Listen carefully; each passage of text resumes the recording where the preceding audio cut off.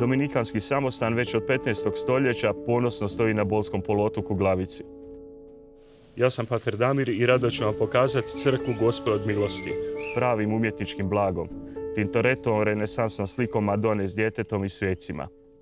U okrilju našega samostana i vrtu pronađite mir ili inspiraciju. Posjetite nas i otkrite ljepotu našeg samostana.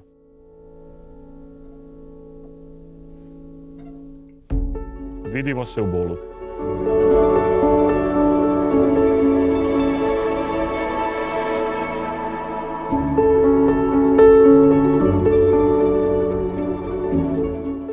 Ja sam Zoran, a nalazimo se u Zmajevoj špilji.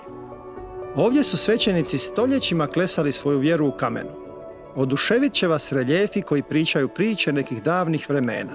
Okusite pustinjački život i osjetite potpuni mir ovog nevjerojatnog mjesta. Vidimo se u Bolu!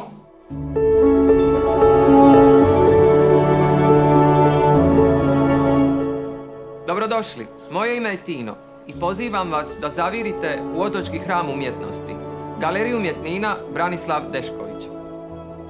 U našoj prekrasnoj renesansno-baroknoj palači nalazi se više od 100 dijela vrhunskih hrvatskih slikara i kipara 20. stoljeća. Pogledajte ovaj otok očima naših umjetnika. Osjetite nostalgiju i napunite dušu. Vidimo se u Bolu.